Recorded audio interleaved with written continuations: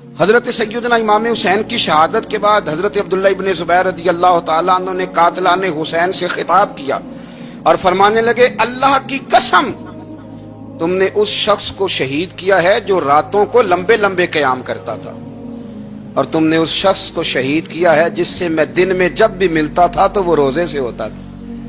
تم نے اس شخص کو شہید کیا جو قائم اللیل تھا، صائم الدہر تھا، اس شخص کو تم نے شہید کیا۔ آپ کو پتہ ہے کہ میدان کربلا میں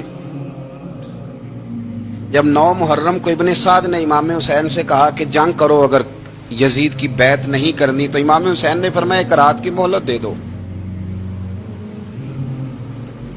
ایک رات کی مہلت دے دو۔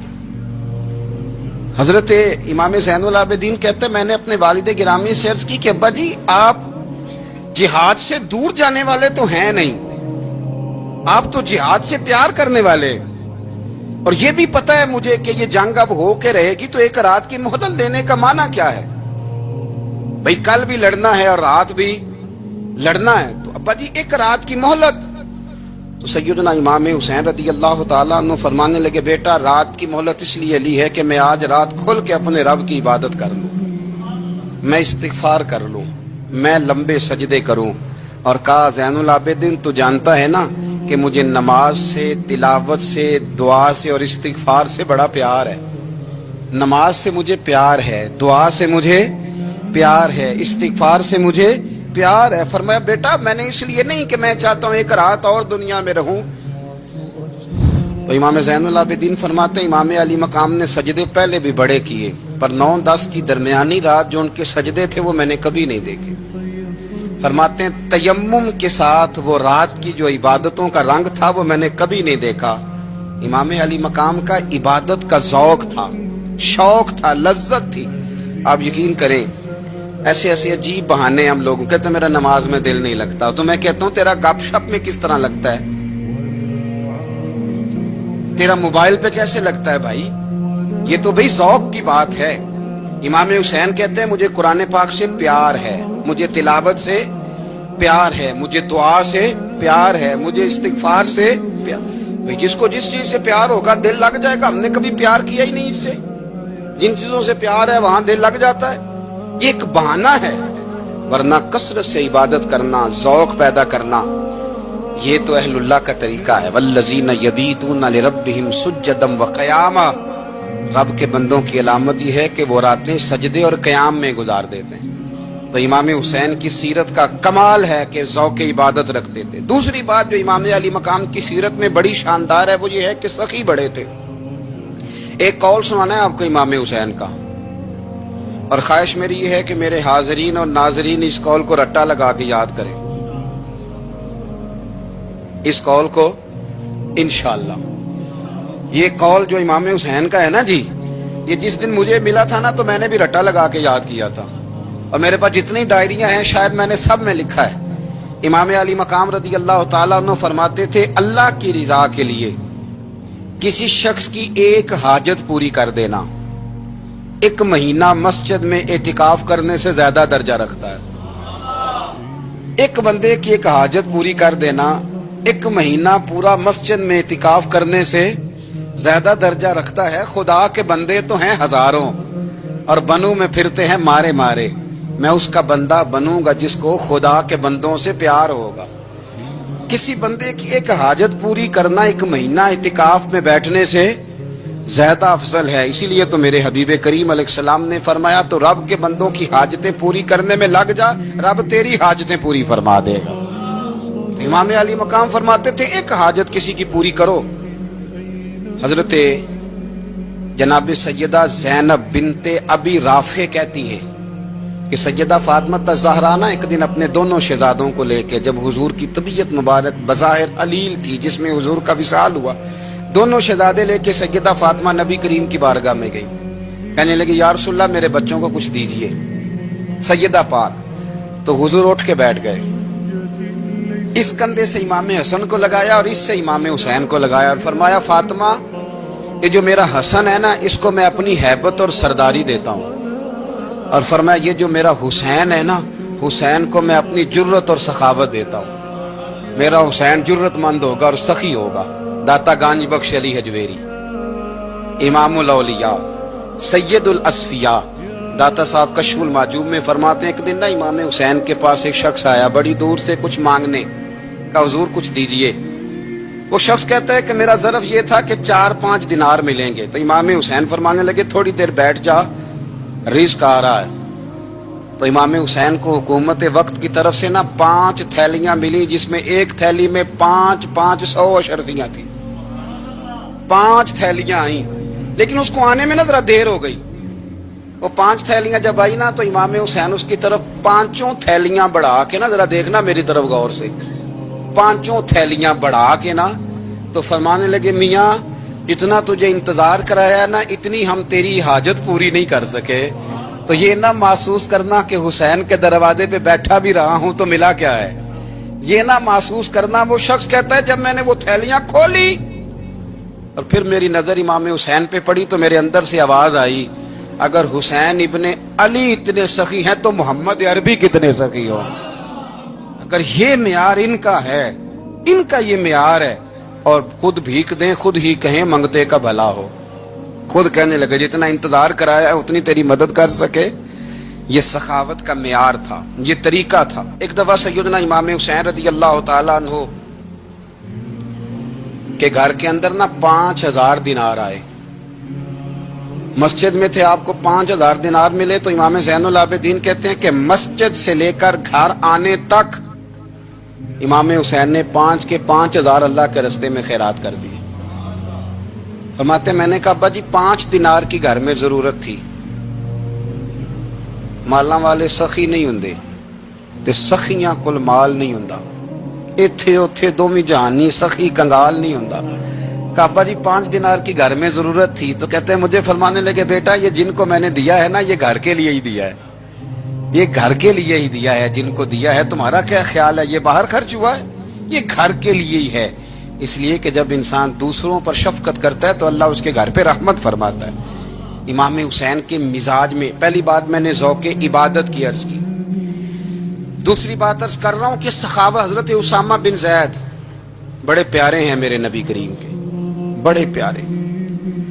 हजरत उसामा बिन ज़ैद के बारे में सैयदा आयशा सिद्दीक़ा फरमाती हैं उनके नाक से अगर रीठ निकलती थी तो अल्लाह के रसूल अपने दस्ते मुबारक से साफ कर देते थे।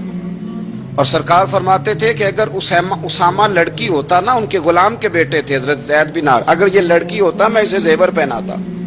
बड़े प्यारे थे।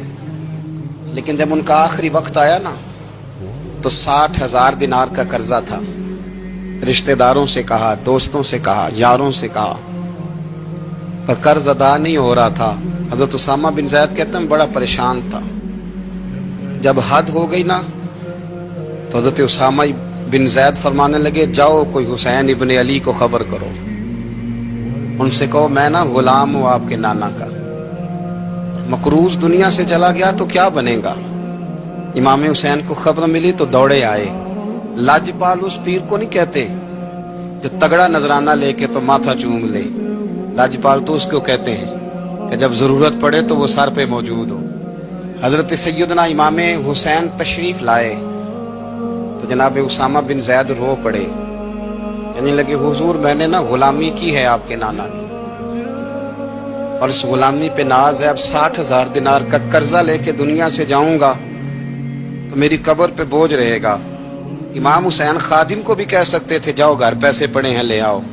इमाम हुसैन खुद गए, चादर ओढ़ के तो उसकी ओट में बुक्कल में 60,000 दिनार छुपा के लाए और जनाब उसामा बिन ज़ैद के सामने रख के कहने लगे उसामा यार पैसे रात को ही आए थे, मैं सोच रहा था मुझे तो जरूरत नहीं, अल्लाह ने किसका नसीब मेरे घर में भेज दिया, मुझे तो हाजत ही नहीं थी, अब पता चला पैसे तेरे थे।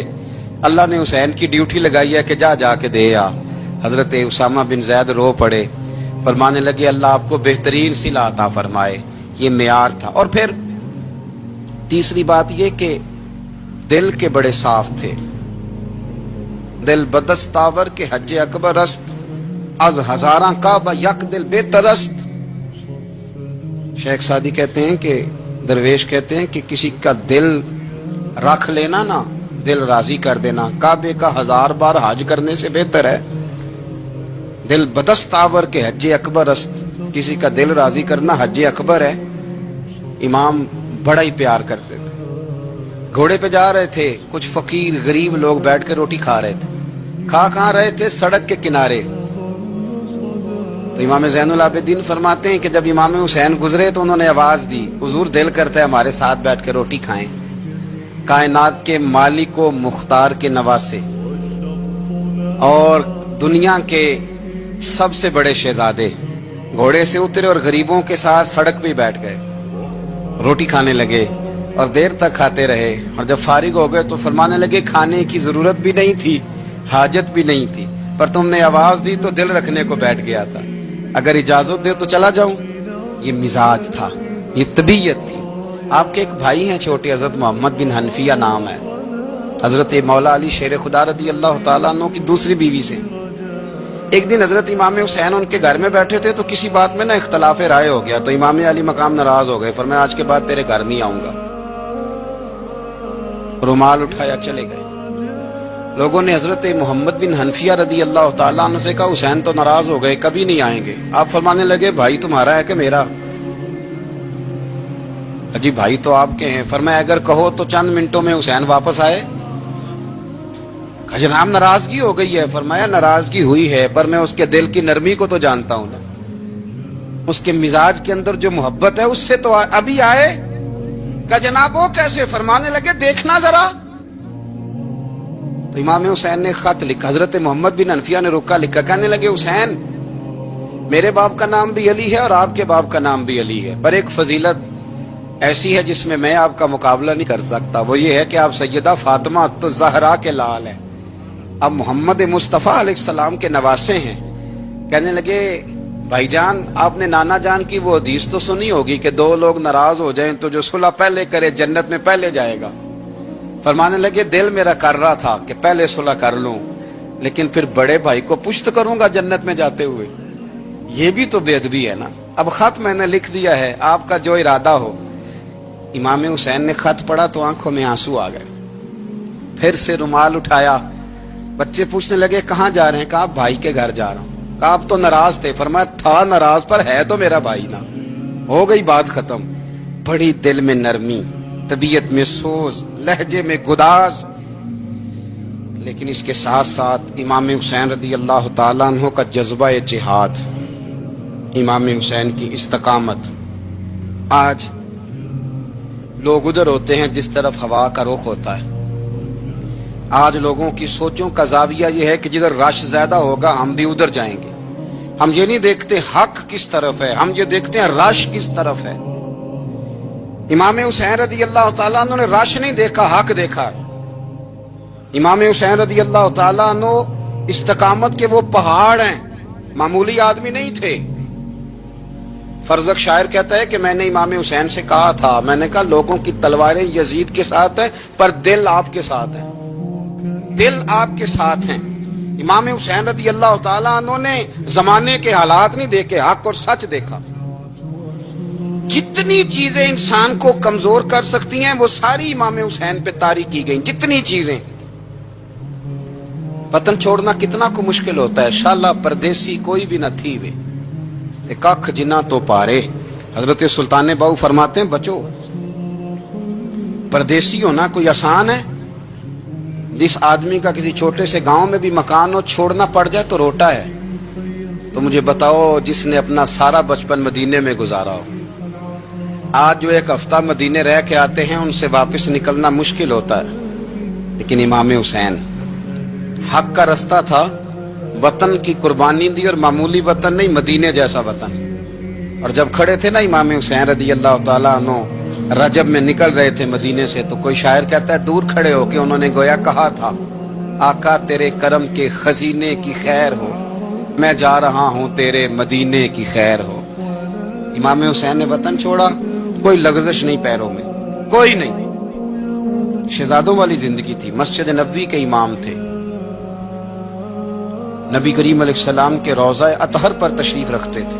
जमाना हया करता, शान शौकत थी, पर हक के लिए छोड़ा।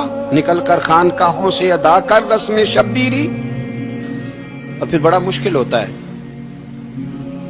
جس شخص کے ساتھ بچے اور عورتیں ہوں وہ تو یہ کہہ کے لڑائی سے جان چھڑاتا ہے کہ میرے ساتھ فیملی ہے، نہ ہوتی تو تجھے بتاتا، پر امام حسین کو اولاد بھی کمزور نہیں کر سکی، عورتوں کا ساتھ ہونا کمزور نہیں کر سکا۔ پھر امام علی مکہ بھوک کتنا مشکل کام ہے۔ آج لوگ کہہ نہیں دیتے کہ میں تو اس لیے گناہ کرتا ہوں کہ رشوت اس لیے لے لیتا ہوں کہ بچے چھوٹے ہیں۔ 10 دنوں کی کم و بیش سفر، 3 دنوں کی بھوک اور پیاس، پر حق کے رستے میں امام حسین کو کوئی چیز کمزور نہیں کر سکی۔ اور پھر وہ جتنی باتیں لوگ کہہ سکتے تھے وہ ساری کہیں گئیں، ساری۔ اور آ کے عرض کرنے لگا حضور یہ کوئی معمولی دشمن نہیں، یہ وہ ظالم ہیں جو لاشوں پہ بھی گھوڑے دوڑا دیتے ہیں۔ تو امام علی مقام فرمانے لگے جو شہادت کا جذبہ لے کے نکلے وہ پھر انجام نہیں دیکھا کرتا۔ وہ انجام، وہ جتنی چیزیں جو استقامت کے رستے میں آ سکتی ہیں وہ ساری چیزیں رستے میں آئیں، پر امام علی مقام نے کسی چیز کی پرواہ نہیں کی۔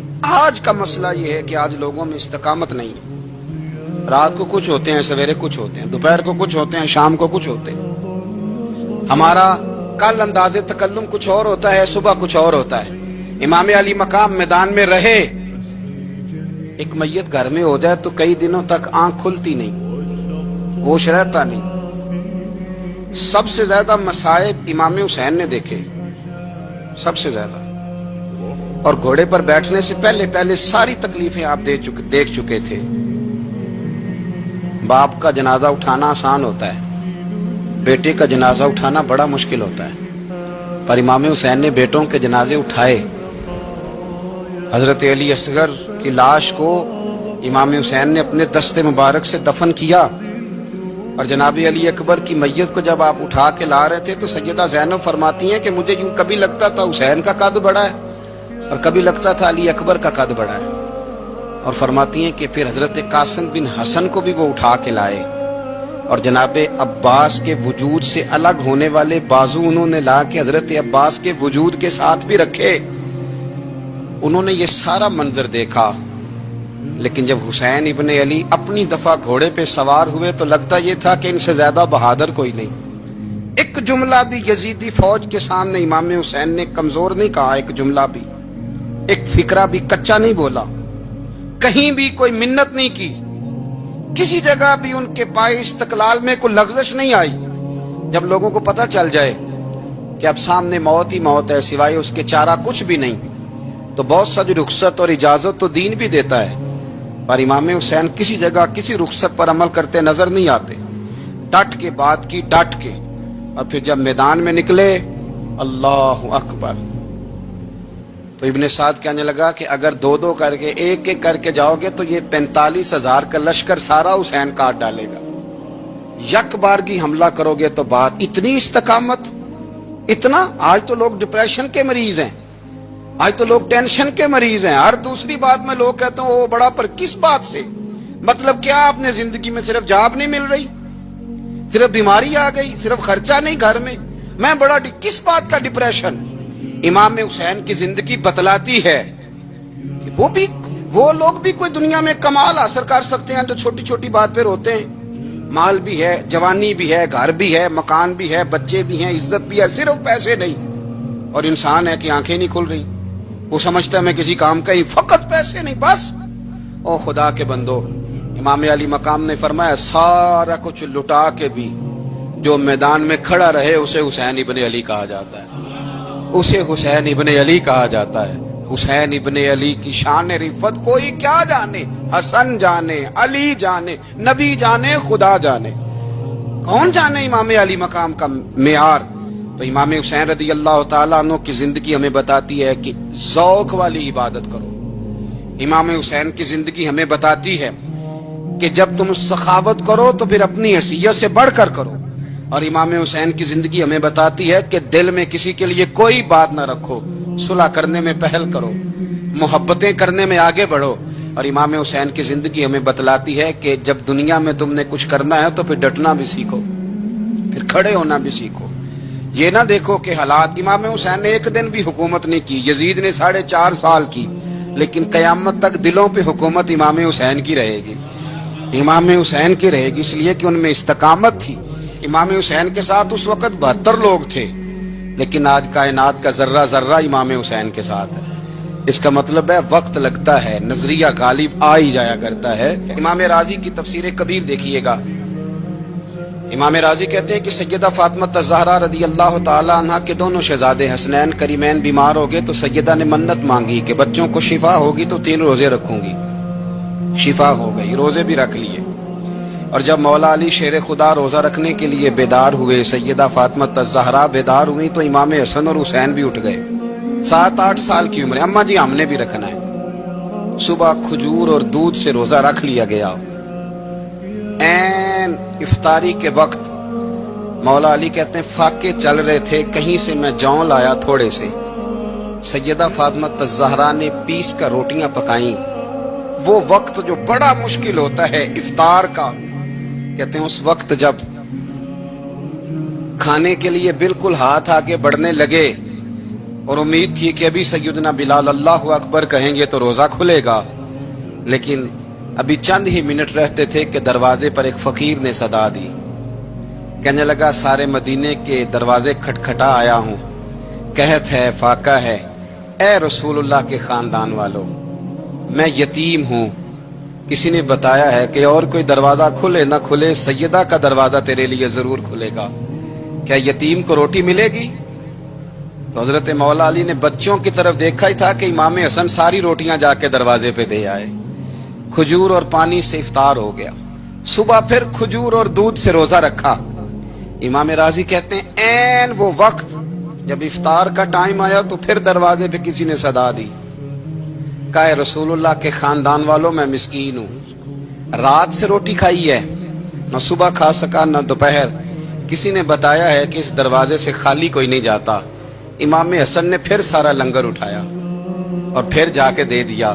तीसरा दिन फिर हुआ। मुझे लगता है जब इफ्तार का टाइम आया होगा ना तो ये खुद ही सारे दरवाजे पे देखते होंगे, ये कोई आया नहीं लेने वाला अभी तक। लगता है कि नजरें दरवाजे पे थी।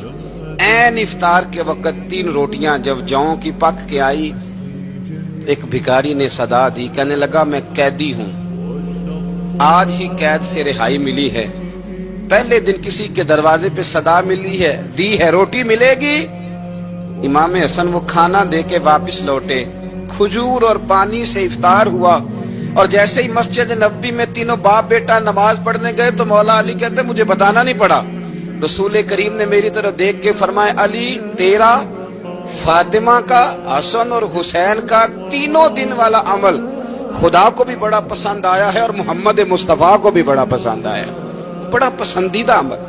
मैं कहता हूं कि हजरत फातिमा ने ना उनकी तरबियत पहले ही कर दी थी। 3 दिन बगैर इफ्तार के रोजा रखने की वो ट्रेनिंग घर से हो चुकी थी। अब मैदान करबला में 3 दिन भूखा प्यासा रहना उनके लिए मुश्किल नहीं था। वो तो उन बच्चों के लिए मुश्किल होता है जो खाना देर से पकने से बर्तन तोड़ने शुरू कर देते। वो बच्चे ब्लैकमेल होते हैं जिनको एक वक्त उनके पसंद का खाना ना मिले तो वो घर में जो है वो उधम शुरू कर देते हैं। जिनकी माँ ने आदत डाली हो कि बेटा 3 दिन भूखे प्यासा रहना हुआ तो रह लेना, लेकिन किसी भी बातिल के साथ कंप्रोमाइज ना करना, उनके लिए इतना मुश्किल नहीं था। तो इनकी तरबियत हुई, इनकी ट्रेनिंग हुई, फिर अल्लाह ने इनकी सीरत में रंग भरे, इनके किरदार में हुस्न आया, वकार आया। हजरत अमीर माविया रदी अल्लाह ताला अन्हु ने एक शख्स को भेजा मदीना मुनव्वरा शाम से, तो उसने कहा मैंने इमाम हुसैन से मिलना है, तारुफ क्या है? जनाब अमीर माविया फरमाने लगे मस्जिद नबी में जाना जिसके गिर्द लोग सबसे ज्यादा अदब से बैठे हों और जिसकी बातें सबसे ज्यादा मीठी हों और जिसकी नजरें सबसे ज्यादा झुकी हों और जिसके चेहरे पर तुम्हें सबसे ज्यादा वकार नजर आए, वही अली के बेटे हुसैन होंगे। जो सबसे ज्यादा तुम्हें वहां माहौल के अंदर जो शख्स नजर आए, पूछने की जरूरत नहीं पड़ेगी। तो शख्स कहता मैं मदीने आया तो मैंने वाकई एक शख्स को देखा, शहद के गिर्द मक्खियों का इतना हुजूम नहीं होता जितना इमाम हुसैन के गिर्द रसूलुल्लाह के गुलामों का हुजूम था। लेकिन नजरें झुकी हुई, बातें मीठी, लहजा गुदाज गुदाज, लफ्जों में रानाई, اور لوگ کئی باتیں پوچھتے تو علی کے صاحبزادے ایک آدھ جملہ بولتے تو لگتا یہ کہ وہ جملہ سیدھا دل میں اترتا چلا جاتا ہے۔ امام علی مقام کے کردار میں نا کچھ باتیں بڑی زیادہ تھیں، بہت زیادہ تھیں، بڑا حسن تھا۔ ایک بات تو یہ تھی، امام حسین رضی اللہ تعالیٰ عنہ کا علم و فضل بڑا کمال کا تھا۔ ایک دفعہ صحابہ میں مسئلہ بن گیا کہ بچہ پیدا ہوتا ہے تو اس کا وظیفہ کیسے لگانا ہے۔ امام حسین کا علم و فضل بتا رہا ہوں، علم و فضل۔ تو بات بڑی پیچیدہ ہو گئی۔ حضرت عبداللہ ابن زبیر کے پاس لوگ آئے، کہنے لگے کہ آپ بڑے صاحب علم و فضل ہیں، آپ نے حضور علیہ الصلوۃ والسلام کے ساتھ وقت گزارا ہے، تو مسئلے کو حل کریں کہ بچہ پیدا ہونے کے بعد حکومت اگر وظیفہ لگائے گی تو کب لگائے گی۔ جب بحث طول پکڑ گئی، مسئلہ حل نہیں ہوتا تھا، تو حضرت عبداللہ ابن زبیر کہنے لگے ہم سے نہیں حل ہوگا، ایک بندہ ہے جس کے سینے میں رسول اللہ صلی اللہ تعالی علیہ وسلم کے نور نبوت کا فیضان ہے، وہ یہ مسئلہ حل کریں گے۔ تو کہا وہ کون سے؟ آپ فرمانے لگے جب ہم سے مسائل حل نہیں ہوتے تو ہم ان کے علم سے فائدہ اٹھاتے ہیں۔ کہا کون ہے؟ کہا جناب امام حسین۔ تو لوگ حضرت امام حسین کے پاس گئے کہ حضرت یہ ایک مسئلہ الجھ گیا ہے کہ بچہ پیدا ہو تو وظیفہ کب لگانا ہے۔ فرمایا الجھنے والی بات ہی کوئی نہیں، پیدا ہونے کے بعد جب وہ پہلی دفعہ آواز نکالے تو اس کا وظیفہ لگا دو۔ اس کا مطلب یہ ہے کہ وہ دنیا میں آ گیا ہے، اس نے اپنے آنے کا اظہار کر دیا ہے، اعلان کر دیا ہے، اب اس کا وظیفہ لگا دو۔ تو اس پر پھر صحابہ کا اتفاق ہو گیا۔ امام حسین کے علم سے، فضل سے لوگ فیض اٹھاتے تھے۔ تو استقامت والی زندگی گزاریں، اللہ تعالی ہمیں ان کے فیوز و برکات عطا فرمائے۔ آخر دعوانا ان الحمدللہ رب العالمین۔